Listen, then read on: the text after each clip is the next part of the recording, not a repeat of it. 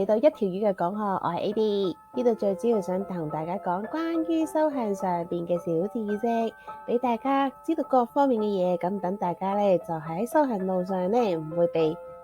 被騙或者誤入歧途咯。五術咧包括生醫卜命相啊，咁樣咧之前我哋開始講明，今日就繼續開始咯。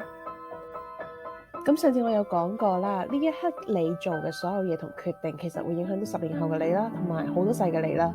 咁究竟要點樣先可以肯定自己而家做嘅呢個決定，其實係會對將來結果係偏向好多過壞呢？咁其實大家記住一樣嘢就得噶啦，就係因果法則。因為我哋一早都講咗，其實我哋好多時候以為我哋冇選擇，其實某程度嚟講，一早就係我哋已經選擇咗噶啦。點解呢？因為我哋當下嘅決定做或者唔做，決定面對或者逃避，決定落苦功定係放棄，其實每一樣嘢都會影響到未來嘅自己同埋好多世嘅自己。呢樣嘢係 make sense 㗎嘛？譬如我因為做某啲嘢達唔到我嘅目標，所以我就決定唔再做啦。但係可能喺從中嗰個中間個過程，喺我不斷做，我可以累積到好多實力、好多 skill、好多唔同嘅 practice。但係因為我放棄咗而冇咗呢樣嘢，就係我哋嘅決定造成嘅結果啦。咁點解會造成呢個結果？就係我哋嘅情緒啦，我哋嘅意識啦，我哋嘅潛意識同埋無意識。每一次我哋都覺得自己冇選擇，但係其實我哋做嘅嘢係會令我哋心情同情緒覺得最舒服嘅選擇嚟嘅。所以就唔好話因為天、因為地、因為父母、因為朋友、因為其他人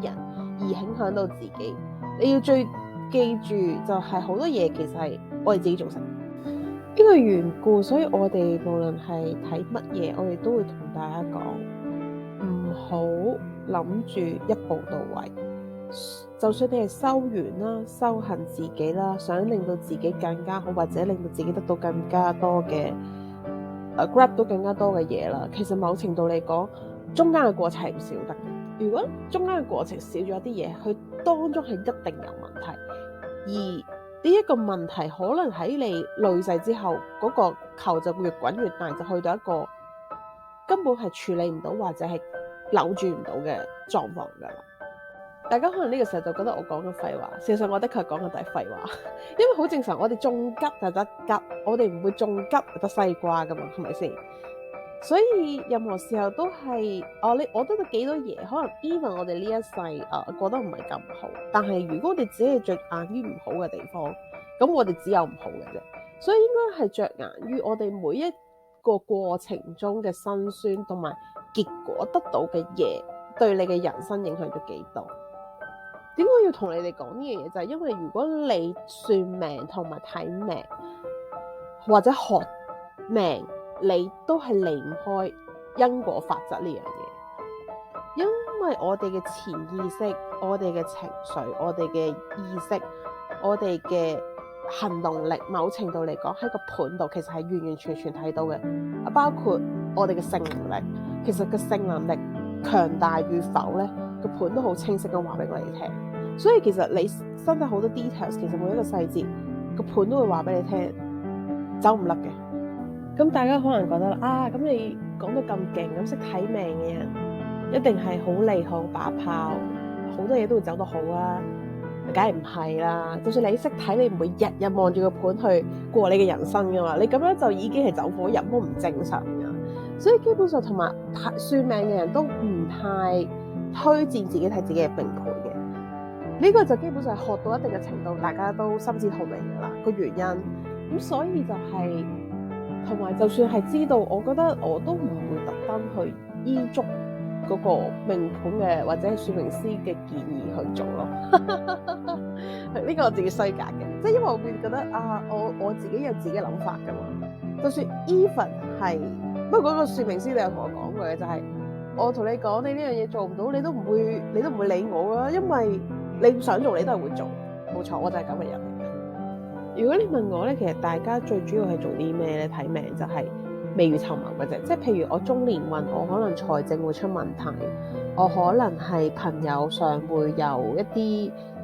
朋友借債之類，咁我就盡量呢方面留意，或者係同身邊嘅人講啊，撳住我啊，冇俾我借咁多錢啊。再唔係就係晚年你會撩到，你就買定多啲保險第三方嘅嘢，就肯定自己可以有一啲未來嘅保障。其他嘢其實我覺得，如果你聽完就唔開心，就冇任何個 action， 我就覺得你不如唔好睇，因為做所有嘢嘅其實都係為咗令你可以經過你自己大腦同行動，去將嗰個危險同埋災難性減到最低啦。至於西方流行嘅生命藍圖，你問我覺得如果套喺命盤裏面似咩呢？我覺得似一個12宮嘅大概，但係最主要應該係喺2宮同埋10宮有關嘅，再唔係就加埋5宮，因為佢睇唔到你究竟偏財運勁啲啊，定係正財運勁啲啊，亦睇唔到邊啲人帶挈你多啲咯。但係不失為一個唔錯嘅參考嘅。咁你問我生命藍圖有冇影響到嗰個命呢？一定有嘅，但係佢會影響好少部分，同埋佢最要主宰嘅係你嘅情緒、潛意識同埋嗰個叫做自主意識咯，係啦，互相影響呢樣嘢比較多，所以佢同命又係另一個唔同嘅範疇咯。咁今日同大家分享咗一下關於命嘅想法同埋概念啦，同埋生命藍圖嘅事啦。咁接落嚟下一轉我就會講下我自己算命一啲小心得啦。